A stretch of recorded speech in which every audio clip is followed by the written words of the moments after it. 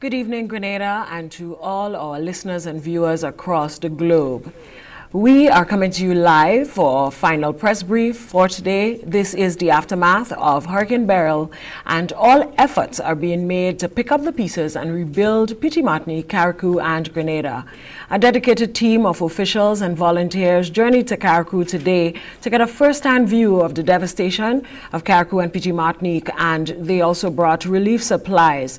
This evening, we will get an update from Prime Minister and Minister for National Security and Disaster Management, Infrastructure and Public Utilities. After his visit to Carriacou, we will also get an update from the Minister for Education, also from Mr. Terence Walters, Coordinator at NaDMA, and joining us virtually is our forecaster from the Met Office, Ms. Cassie Johnson. So we'll turn you over now to Ms. Cassie Johnson. She has a report on the weather. Recording in progress. Good night to you, Press Sec, and good night to everyone that's listening. The staff at the Met Office continues to monitor. Cassie, you may proceed. Are you hearing me, Nina? Can you hear me? Go on, Cassie. You may proceed with the weather. Good night to the listeners and the viewers. The Met Office continues to monitor this tropical wave that is approaching.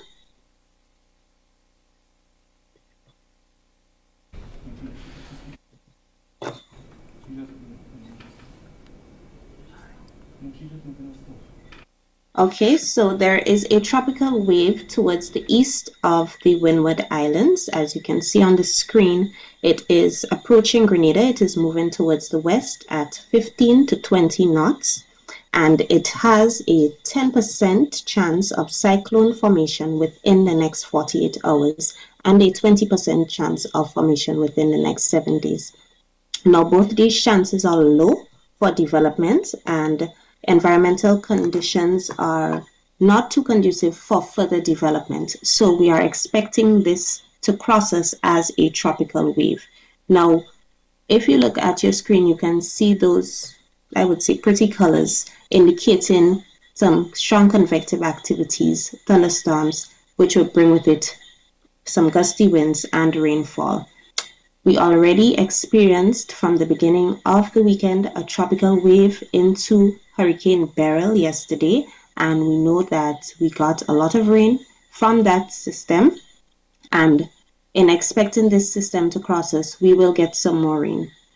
So the forecast for Wednesday, as we are expecting this wave to start affecting us, is partly cloudy to cloudy and windy, with light to moderate showers and a low chance of lightning and thunder.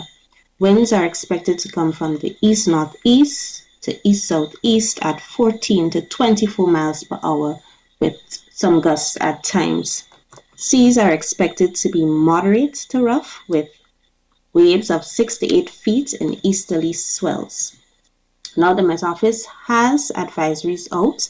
There is a low chance of flooding and landslides. As I said, we already received a lot of water from Beryl and that tropical wave that passed earlier in the weekend.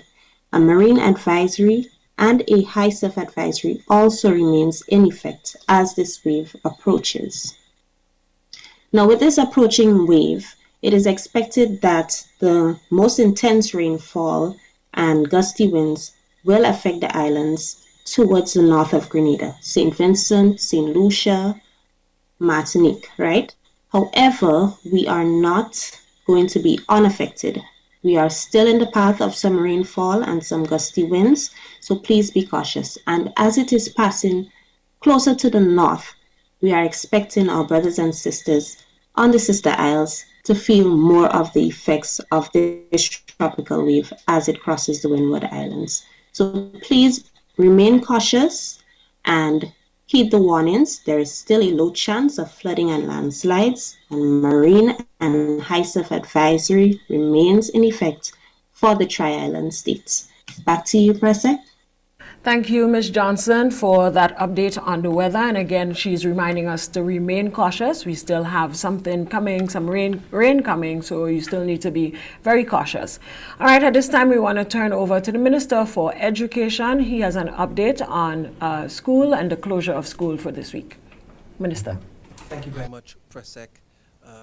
Good evening, good night, Grenada, Carriacou and Petite Martinique, and everyone following this broadcast. I first want to echo gratitude to God for His goodness and His mercy to Grenada, Carriacou and Petite Martinique. Notwithstanding what we have been faced with, we have been spared what could have been a lot worse, and so I register my thanks to God for His keeping mercy on all of us. We empathize with those who have had tragedies, the families of the few persons who we heard have lost lives. We empathize with all of you, and we pray that God gives you the grace and the strength that you need to cope and to manage amidst the disaster and to have personal loss. It's probably an additional tragedy for you, but we do empathize with you, and we pray that God gives you all of the strength you need. In relation to education, we advise that schools will remain closed for students for the rest of the term. Schools were ordinarily going to be closed officially at the ending of this week, but given the circumstances, we have moved in the interest of safety of all concerned to have schools remain closed for students to the end of the term. We are expecting that teachers will report as far as is possible to schools, because we know that teachers will have end of term activities to complete. It might have to do with report cards. It might have to do with just packing away stuff for the end of term. So for teachers, we anticipate that you will report to work since the official state of emergency has been recalled. We know that your graduation ceremonies will be affected. Some of the schools, your graduation ceremonies will be affected since your dates may have been planned, but we advise that you are free to reschedule for some later time when it's safer to do so. So be guided accordingly, but we anticipate that you won't be able to have those activities within the rest of this week. We are also aware that you will need to present students with their report cards, and so you are free to arrange with your various groups of students the days when the students themselves or their parents can come to the schools to collect their report cards. It does not have to be this week. It could be sometime next week when we are in a safer place to do so. So be advised that we anticipate that you will make those report cards available, but probably not within the next day or two. We sincerely apologize for any inconvenience this causes, because we know quite a lot of preparation goes into many of these activities, but we do believe it's necessary to preserve the safety and well-being of our traveling population. There are still many fallen trees. There are some students who live in homes that have lost their roofs, and in the case of the Sister Isle, many of the school buildings themselves have been affected. And so, all being considered, we still think that it's in the best interest of our nation's children and population at whole to close school at this point for the rest of the term. We continue to advise that you be very mindful and be safe in all that you do, since there will be still threats and risk factors somewhere in the public domain. So we advise all to be very cautious. Be guided accordingly. Thank you. Thank you, Minister David Andrew, for that. And at this time, we want to hear from Dr. Terence Walters, coordinator at NaDMA. Dr. Terence Walters visited Carriacou and Petite Martinique earlier today, and we want to hear just some updates from him and some updates on the shelter and relief efforts for Carriacou and Petite Martinique. All right, thank you very much, Press Secretary, and good night to everyone. Today, July 2nd, the team visited Carriacou and Petite Martinique to conduct assessments.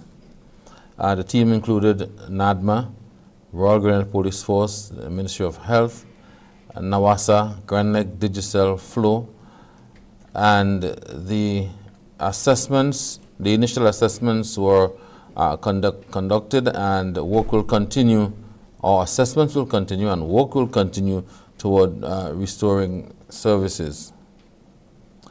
Now, from the look of things in Carriacou, it's very devastating, and the conditions, all right, the conditions on the ground are what we have seen. It's that approximately 98% of structures in Carriacou and Petite Martinique either damaged or destroyed. All right, so that's, again, let me just repeat that, approximately 98% of structures in Carriacou and Petite Martinique either damaged or destroyed. The roof of the Princess Royal Hospital in Carriacou, it was damaged, and the Chief Medical Officer was on hand today to conduct the assessment, and he will work towards ensuring that the facility is restored quickly and can be ready for use by the population in Carriacou and Petite Martinique. There are fallen trees, fallen utility poles and lines that are down. There's no electricity or water, no mobile services. The main request we had from Carriacou and Petite Martinique, food, water, tarpaulin, cots, and what we will do is that we will update the needs list. We will update the needs list and share it with the general population and the wider public, so that in the event you want to make any contribution towards the relief efforts in Carriacou and Petite Martinique, you will be guided by the needs list. And I want to repeat this: we will update and publish the needs list for the population and the wider public. In the event that you want to make any contribution toward the relief effort, we ask you to please be guided by the needs list. And I want to further state that sometimes we go outside of the needs list and provide items that are not necessarily needed. But we have done the assessment, we have visited the islands, we have spoken to the people, we have spoken to the district committees, including the minister and the permanent secretary.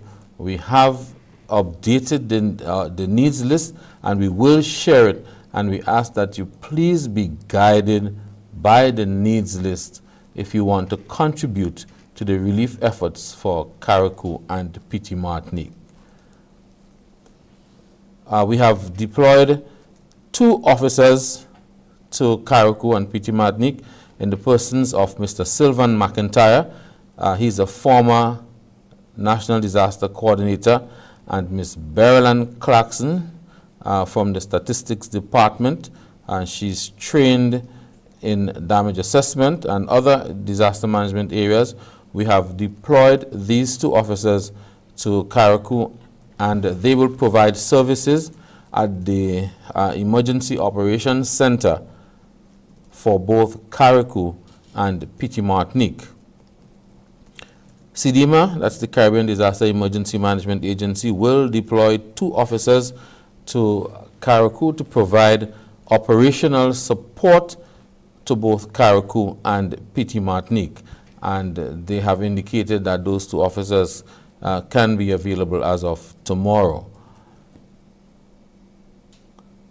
The islands will continue to be provided with relief, and that will be a coordinated effort. We want to ensure that the relief effort is coordinated, it is orderly, and that we provide to Carriacou and Petite Martinique the things that they need, and the things that they request, and the things that they ask us for, and not things that we just believe that they need. But again, the needs list will be shared, and we ask you to be guided by that. So NaDMA will continue also with the shelters. There are some shelters that still remain open, and we will continue to provide services to those who need those services, and hope that we can get the shelterees back to their normal lives as quickly as possible. Thank you very much. Thank you, Dr. Walters, for those updates. And now we want to hear from Prime Minister, the Honorable Dickon Mitchell, and also he's the Minister for Disaster Management, Infrastructure, Public Utilities, and National Security. Prime Minister. It's been a long day. Good afternoon. Yes, it has been a long couple of days. Pleasant good night to the citizens of Grenada, Carriacou and Petite Martinique, our citizens in the diaspora, our well-wishers and supporters regionally and internationally. I want to continue to express my gratitude for the tremendous expressions of support, of empathy, for the actual actions of persons who have already galvanized relief efforts, financing, logistical support in helping Grenada, Carriacou and Petite Martinique throughout this difficult time. On behalf of the people of Grenada, I express our profound appreciation for the solidarity shown to us and for standing with us throughout this difficult period. I want to start off by indicating that at 10 a.m. this morning, the Honorable Attorney General, Claudia Joseph, would have indicated to the public that the state of emergency, which had previously been declared, had come to an end except for Carriacou and Petite Martinique. So I want to repeat, the state of emergency for the mainland Grenada came to an end at 10 a.m. today, except for Carriacou and Petite Martinique, which remains in effect. It therefore means that all establishments, if they did not open today, we expect them to be open tomorrow. It means work resumes fully tomorrow, as was indicated by the Minister for Education.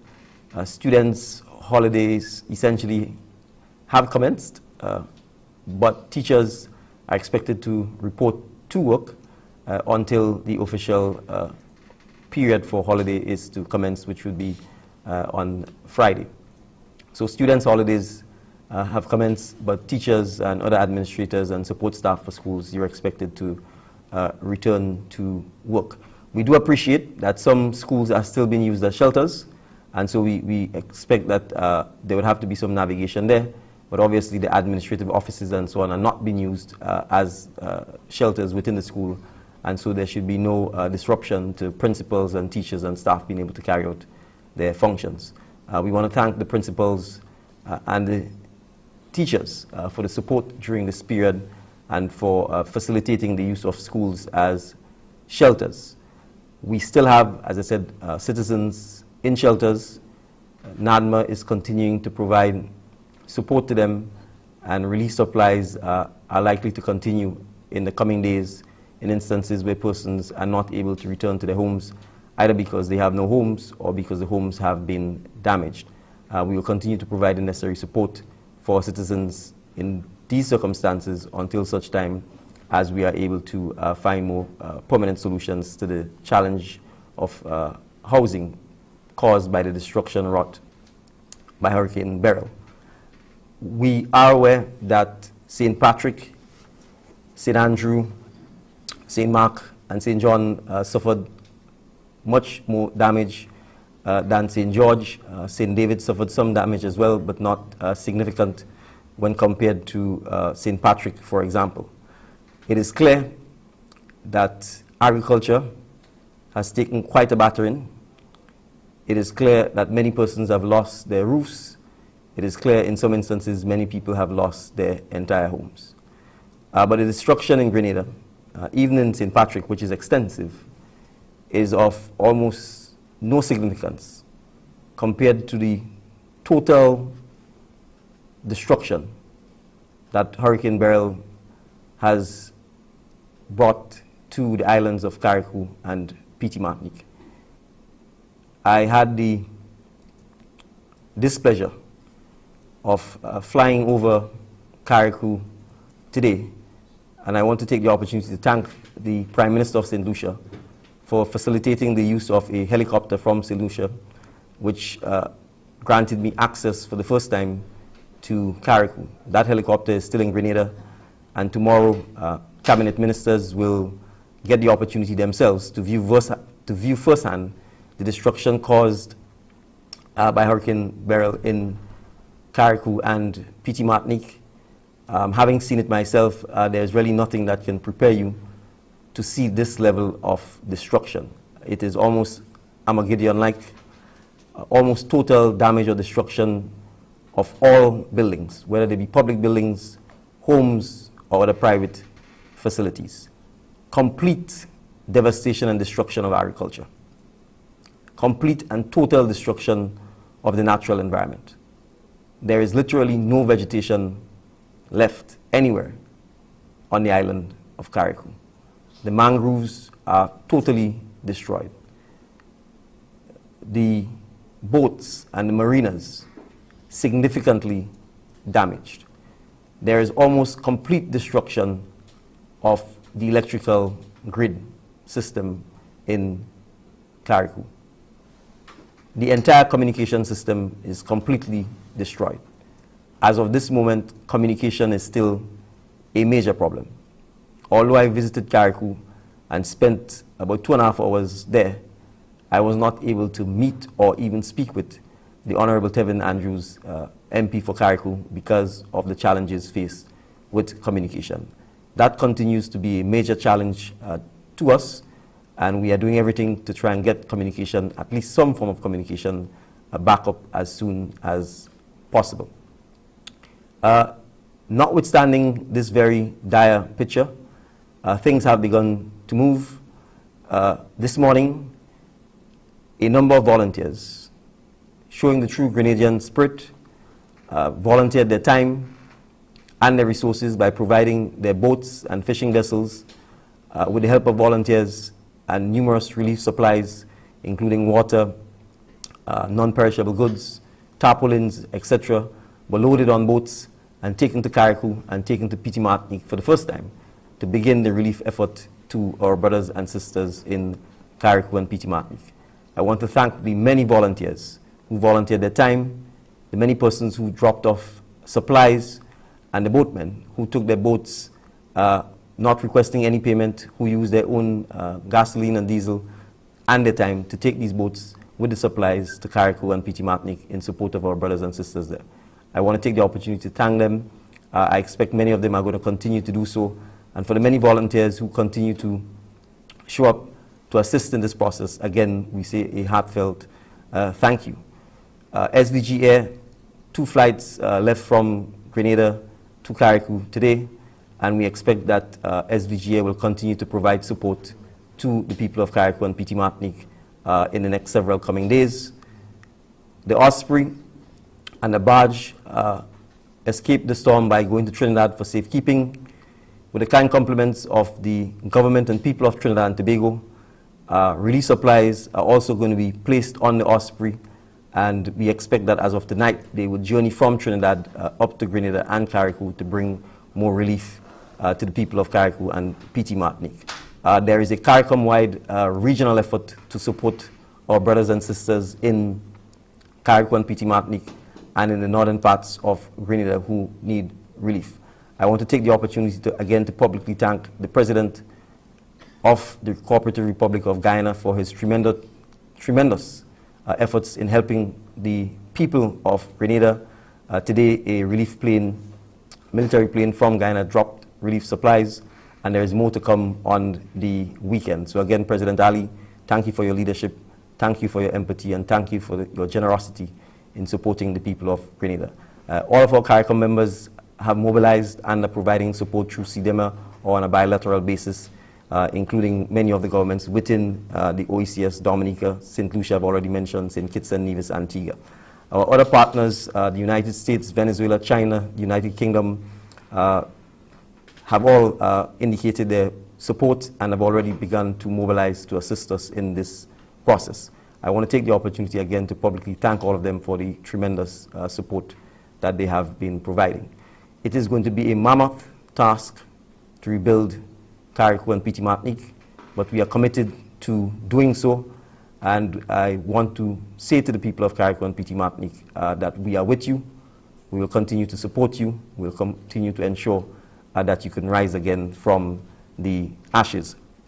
The Ministry of Social and Community Development is standing by to provide psychosocial support to the people of Carriacou and Petite Martinique.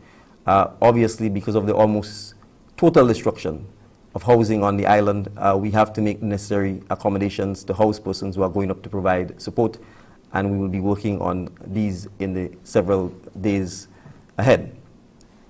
The Cabinet of Grenada held an emergency meeting at 7 p.m. tonight, and we have taken a number of decisions coming out of that emergency meeting.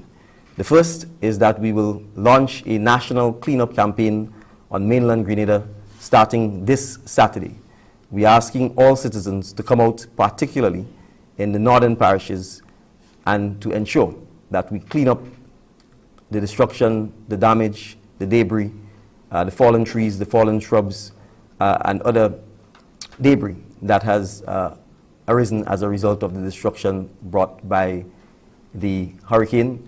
The Ministry of Mobilization, Implementation and Transformation and the Ministry of Infrastructure, together with volunteer groups, will lead this initiative, and so you should expect to hear more details on this on commencing tomorrow into Thursday and Friday. Grenada belongs to us. It is for us to ensure that we take the lead in beginning to clean up our environment and in beginning to restore normalcy to our various villages and constituencies. We know it is not something that will happen overnight, but we certainly believe that in the next, commencing on the weekend, that in the next week and a half to 2 weeks, we should be able to have a complete cleanup. The situation in Carriacou is significantly more challenging, and so we will have to establish a task force with our brothers and sisters in Carriacou and in Grenada to just address the cleanup situation in Carriacou alone. Enormous debris, enormous garbage, enormous wastage has arisen as a result of the hurricane, and we need to ensure that we have a detailed plan to address this situation. The Cabinet will also establish a task force to do a detailed assessment of the loss and damage that Grenada, Carriacou and Petite Martinique has suffered in the areas of agriculture, fishing, housing, public buildings, private buildings, and public infrastructure, and the environment as a result of Hurricane Beryl. I want to stress that the environment has taken a severe battering as a result of this hurricane, not just the built infrastructure. We need to make sure that we record accurately the loss, the damage, and that we are able to quantify this because it has significant implications for the economy of Grenada, for the government's fiscal situation, and for some of our contractual obligations, liabilities, as well as benefits. As you are aware, Grenada does have a catastrophic risk insurance policy, so we need to be able to determine whether we have reached the threshold to claim under this policy. It has implications for our fiscal obligations as well as our debt liabilities.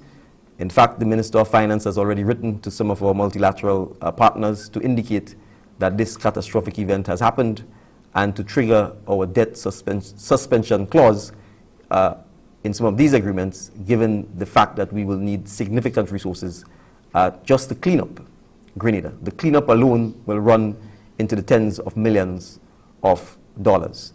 So we are also going to create a task force to treat with the impact of this significant catastrophic event on the current 2024 budget, the economy, and the government's fiscal situation. And we are going to create a task force to treat with coordinating relief efforts in conjunction with NaDMA as it relates to our foreign partners. As you are aware, we have already begun to receive significant expressions of interest and support, and we want to make sure that we have a coordinated and centralized system for treating with this situation. The ministry which I chair, together with NaDMA, will take the lead on this specific issue, and more details will be provided on this. As part of this, the Accountant General's Office will create a separate bank account the details of which will be provided tomorrow, so that anyone wishing to donate towards the cleanup and rebuilding as well as relief efforts which have arisen as a result of this terrible hurricane will be able to do so. We want to be able to create a separate account for this so that we can, first of all, accurately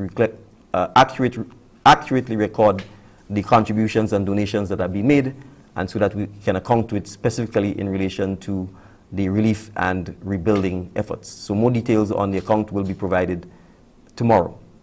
We also want to address the fact that this storm, this hurricane, is a direct result of the climate crisis that Grenada, the Caribbean, and other small island developing states are on the front line of.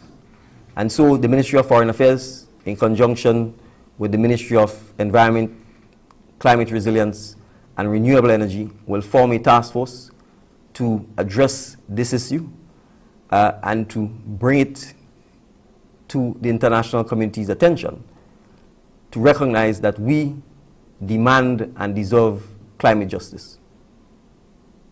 We are no longer prepared to accept that it is okay for us to constantly suffer significant, clearly demonstrated loss and damage arising from climatic events and be expected to rebuild, be expected to borrow, to rebuild year after year, while the countries that are responsible for creating the situation and exacerbating the situation sit idly by with platitudes and tokenism. Grenada's economy, Grenada's environment, both physically built and natural, has taken an enormous hit from this hurricane. It has put the people of Carriacou and Petite Martinique light years behind, and they are required to pull themselves up by the bootstrap on their own. This is not right, it is not fair, it is not just. And so we will create a task force to champion this issue, to find the appropriate partners to continue championing this issue with, both within CARICOM, within the small island developing states space, and within the larger international community, including the United Nations. So I want to emphasize that while we are eternally grateful for all of the support that we receive from our partners, that justice must also be done. And Grenada is but one example of several Caribbean countries, year in, year out, which suffers this fate with no significant financial resources being made available to us to rebuild after we continue to suffer this type of enormous loss and damage. So I want to emphasize, we are only heading into day 2. After this terrible event, it will require a lot of work, a lot of commitment, a lot of support, and a lot of unity. And I call upon all of us as Grenadians to unite, to remain focused, to remain empathetic to each other as we climb our way, brick by brick, galvanize by galvanize, window by window, out of this awful ordeal. I express my profound gratitude again for all of the support that we have received and will continue to receive, and I pledge that we will remain united as we take on this task together. So thank you very much again for joining us, notwithstanding the late hour. We've always committed to keep you updated. We will continue to do so as and when the need arises, especially if there's any new information. I want to re-emphasize, this is just the beginning of the Atlantic hurricane season. It is just the beginning. And as you can see, Hurricane Beryl is barreling down on another Caribbean island. And we empathize and we hope that through prayers, the storm does not pass over another Caribbean island. Because we know what we've experienced in Grenada, we know what our brothers and sisters have experienced in Carriacou, and we do not wish it on anyone. So keep our brothers and sisters in our prayers. let us hope they do not have to experience what we've just experienced. And we will continue to rally around our brothers and sisters in the region on this issue of climate change and climate justice. Thank you very much and have a great night. Thank you, Prime Minister Dickon Mitchell. I want to say thank you so much for your hard work and your dedication to serving the people of Petite Martinique, Carriacou, and Grenada. Your hard work is truly exemplary, sir, and I thank you for being the humble servant of this tri-island state. I know we have two people who have raised their hands online. Mr. Turner, I see your hand, and you may proceed if you have a question or a comment. Who have raised their hands. Yes, good evening, Prime Minister, and good evening to everyone else. Whitfield Turner from I-95.5 Trinidad and Tobago. I have three questions. I don't know if you'd like me to ask all at once or you'll take them one at a time. You can guide me. You can ask all three. Very well. So my first question, as it relates to relief efforts, what's the status of the port at Carriacou? Will relief items be able to be shipped direct to Carriacou, or will they have to go through St. George's first? That's the first question. The second question, in terms of NGOs who might wish to come to Grenada to assist in the relief efforts, would they have to register, and what's the process for that? And my final question, given the issue of funding to fund the relief efforts, do you foresee the need for return to Parliament for a supplemental appropriation for the current fiscal year? All right, thank you for the questions. I will take the last question first. Yes, we certainly expect that we will have to go back to Parliament for a supplementary budget. In fact, we think this crisis is going to, in a sense, completely upend our budget for 2024. As I said, just the cleanup efforts alone is going to run in the tens of millions of dollars. When I say the destruction in Carriacou is unimaginable, I mean just that. The island has been destroyed.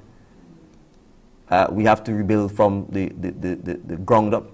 The airport is destroyed. The runway is there, but the entire building is destroyed. The port at Tyrrell Bay is badly damaged. The traditional port at Hillsborough, that is the port where supplies are coming through. But even prior to that, that port was already earmarked for a complete redoing. So in a sense, Beryl has probably accelerated the fact that we're going to have to build a new port. But it is functional, and it is the port that we are using to receive relief efforts. But I want to point out that if a boat wants to come to do relief effort, it has to check in with our port authorities at the Port of St. George first, and we will make, even if the final destination is Carriacou or Petite Martinique, because obviously we still need to maintain port security, we still need to maintain quarantine and health issues, and we still need to maintain national security. So if a boat is coming for relief efforts, it has to check in at Port St. George first, and then it can proceed to Carriacou or Petite Martinique if that's the final destination. If an NGO wants to do relief work in Grenada, yes, it's welcome. However, it will have to register with NaDMA, and it will have to register with the Ministry for National Disaster Coordination, as well as it may be required to register, depending on the nature of the NGO, as a non-profit organization under our Companies Act in Grenada. Thank you, Mr. Prime Minister. So we're going to take the three journalists who have raised their hands. Rena, you may proceed. Good night to everyone. I have a couple questions. I'll just ask three. Prime Minister, understanding that you spoke about Carriacou, we know that most of the damages are across there, and you also spoke about St. Andrews, St. Patrick, St. Mark. What is been talked, or what has been said, is that did you take into consideration when removing the state of emergency and the curfew that these areas are still severely affected? I'm speaking about St. Mark, St. Andrew, no current, no water. Persons will be called out to work. The road might be passable at some level, but when heading back home, the whole place is dark. What sort of what is going to be happening with these individuals if they have to go to work? Is the police officers going to be out patrolling? While our country is fairly safe, we do have bad apples. What are concerns? These are some of the concerns that's been aired presently in the area. Secondly, we need some relief. What is the relief as it relates to water and stuff like that? Yes, we were told to have our storage and stuff like that. It's already 3 days for some people. As it relates to water, water was removed since Sunday up until today. So the supply is getting low. Yes, the focus is on Carriacou, but the other areas in the mainland is affected. We still have persons who are in the shelters in some places, or maybe staying at neighbor's house, whatever the case may be, and they are yet to finish with their personal issue in dealing with their homes, but yet for all they may be called to work and stuff like that. Thirdly, has opposition reached out to the present administration in assisting or in helping in the relief in any way whatsoever? All right. In terms of the third question, I have not had any interaction with the opposition in relation to the relief effort. I'm aware, however, that in the constituency of St. George Northwest, that the leader of His Majesty's opposition, and I believe Senator Franklin, would have taken part in the distribution of relief supplies to persons in that constituency. I can't account for any other constituency in terms of any opposition engagement. And I'm saying this guardedly, I believe the MP for the Tongue of St. George, the Honorable Peter David, may have also done so, but I'm simply repeating what has been said to me. So there has been no official communication between myself and the opposition, nor am I aware from a government and opposition perspective on the relief efforts. That's the first. Second, on the question of the removal of the state of emergency in relation to the other parishes in Grenada which are impacted, yes, we factored that in, and in fact it is because we wish to accelerate the return to normalcy in those parishes that we removed the state of emergency. First, we appreciate that for persons whose homes are damaged, that we want to be able to give them the opportunity to in fact start working on it and start ensuring that the hardware stores, etc., can supply, that the Ministry of Housing Community Development can be in a position to start providing assistance in those circumstances. So whether it's the relief efforts via tarpaulins or lumber or other resources from our hardware stores, we need to be able to get it to them. And if people are not going to work, we simply can't.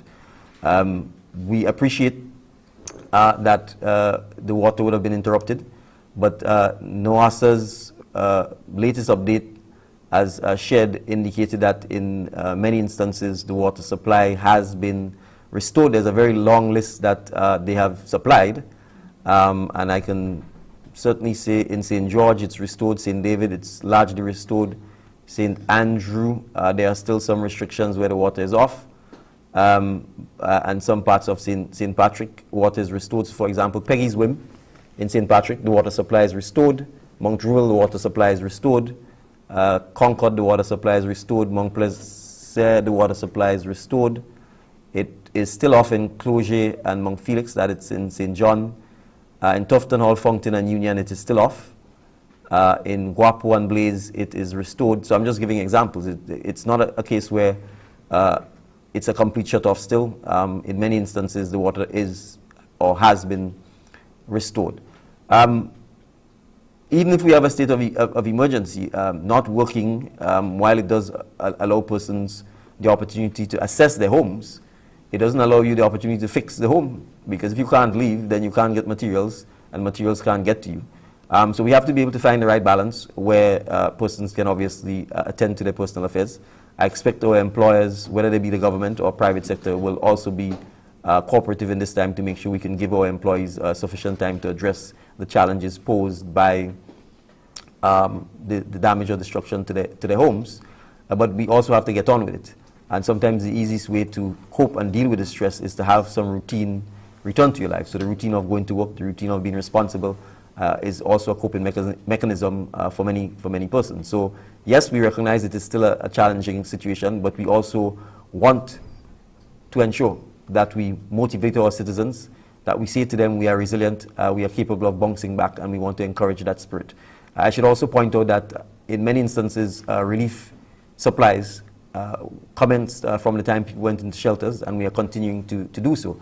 So when we say the emphasis has been on Carriacou and Petite Martinique, we've talked about it, but the first relief supplies only went to Carriacou and Petite Martinique this morning.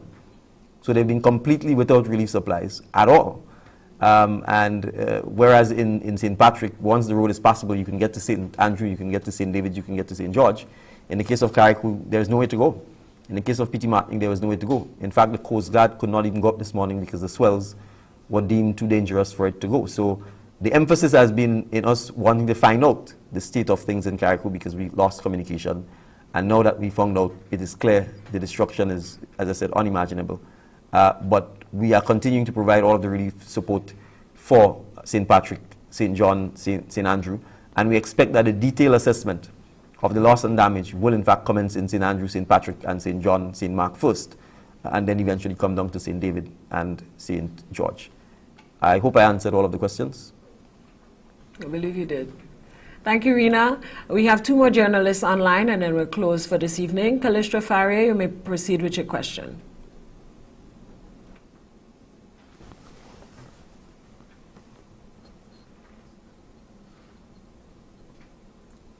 Callistra?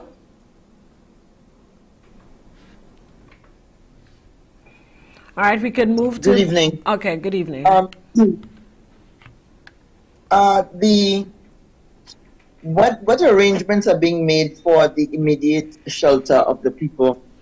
I went to Carriacou today. I saw what was happening. Even the shelters are damaged, so it means that there are people who may not have a place that's habitable. What are the immediate arrangements that are being made for sheltering the people of Carriacou and Petite Martinique who may be left to the elements because of the conditions of their home? Well, I think the immediate arrangements are for those whose homes are partially standing and where tarpaulin can provide some temporary relief. We shipped as much as I think 200 tarpaulins commencing this morning. We will continue to ship tarpaulins. That's one. 2, we will assess larger buildings like schools and so on, which are partially damaged, to ascertain the viability of it remaining as shelters. 3, we are immediately assessing, as I had indicated, I think in a previous briefing, the homes or apartments built by the government and people of China with a view to having them made available to persons who would need access to homes. The update I had from PS Javan Williams this afternoon was that there may be some water damage to some of these, so they are assessing them. But certainly from the air, they look structurally sound with minimal roof damage, and so we would certainly be using this as well as an opportunity to give people the chance to have temporary housing. Thank you, Callistra, and thank you, Prime Minister, for your response. Mikey Hutchinson, you're online. We'll take you. Your question. I'm sorry. I have another question.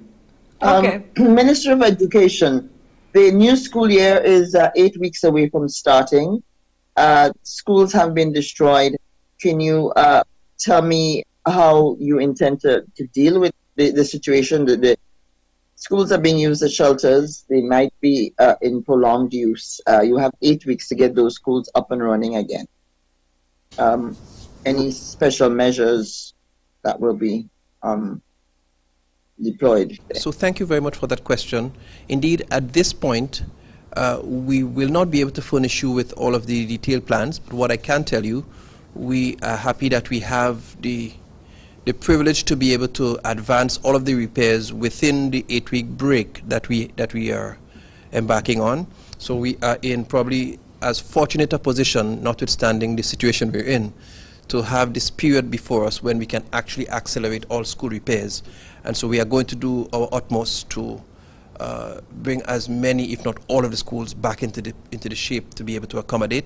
We have already engaged some other possibilities, but they're still embryonic. We may need to make some alternative arrangements for housing some students. We've started exploring some of those options, but we are not in a place to share those details yet. It might mean housing them in other facilities in even if we have to do some island sharing, all of those are possibilities that we have started brainstorming about, should we not be able to have all of the structures physically ready. So we are engaging, and once we have firmed up those possibilities, we'll keep the population duly informed, and hopefully well ahead of time. Thank you, though. Thank you, Minister. Prime Minister, are you considering at all moving any of the people from Carriacou or Petite Martinique onto the mainland temporarily? It's a consideration. We have to get the detailed assessment. So I want to repeat this because I'm not so sure if it's coming through.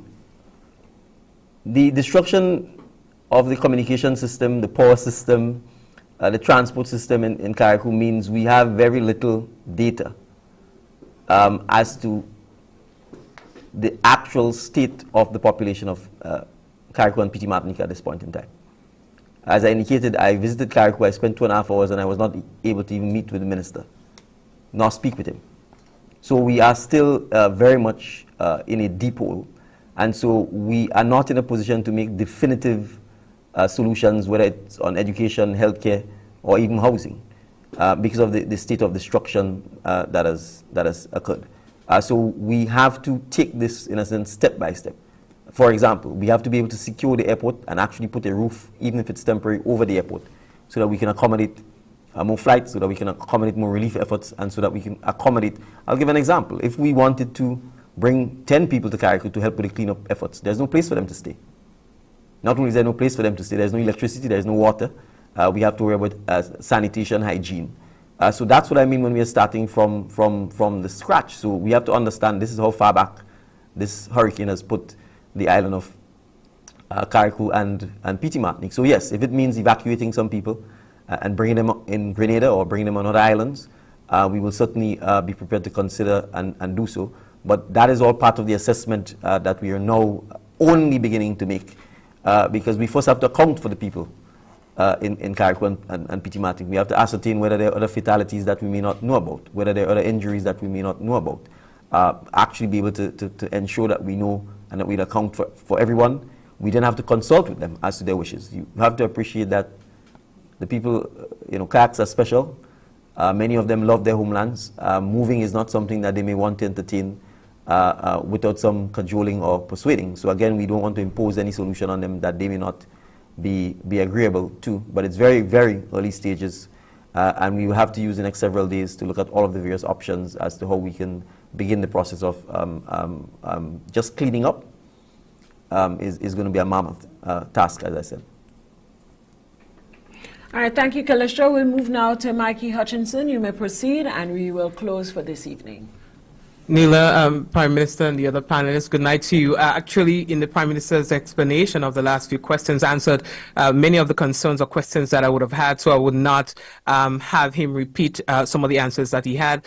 I lowered my hand, but I guess as much you did not see that, so I'm good. Only to say, if you give me a moment to say congratulations to the Prime Minister and his team for being so hands-on in the recovery efforts and, of course, in explaining to the nation exactly what is going on. I think you guys are doing an exceptional job, and on behalf of Grenadians, I have to say thank you.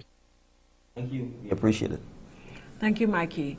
At this time, I'd like to allow for any final closing comments from Prime Minister or Minister for Education or Dr. Walters. If you have anything to close, we'll close for this evening so you can get some rest. No, I just want to say thank you to the journalists for joining us at this late of an hour, and thank you to the citizens for staying up and taking this journey with us. I think it demonstrates our commitment to each other and to supporting our brothers and sisters in their time of need. Grenada and Carriacou and Petite Martinique are still beautiful places, and we have an opportunity in the case of Carriacou and Petite Martinique and the northern part to plan our development in a more resilient, more sustainable and more environmentally friendly way, notwithstanding that the destruction is often not as a result of our own doing. And so I think we will require all of us as citizens to begin to truly embrace topics such as climate change and make sure that we all become advocates for telling the world that it has to do a better job of ensuring that it can protect places like Grenada, Carriacou and Petite Martinique. Thank you. Thank you, Mr. Prime Minister. And we would like to remind you that we are still in a state of emergency for Petite Martinique and Carriacou. Grenada, you have been lifted. The state of emergency has been lifted for Grenada. If you wish to donate relief items, you can bring them to the NaDMA headquarters, and it is located in Monjalou, St. George. Monjalou, NaDMA headquarters for all relief efforts, relief supplies. I would like to put on record our profound gratitude once again to all the volunteers and donors who showed up this morning to load the boats to Carriacou, and to everyone who donated and who will continue to lend support to Grenada. It has been an extremely long 72 hours, and while many of us suffered losses, we have a lot to give God thanks for. So let us continue to work together to rebuild Grenada. It will have to be a united effort, and we call on all of Grenada, both home and in the diaspora, to work together to rebuild Petite Martinique, Carriacou, and Grenada. So from all of us here at the NaDMA headquarters, I want to say thank you for joining us and have a great night.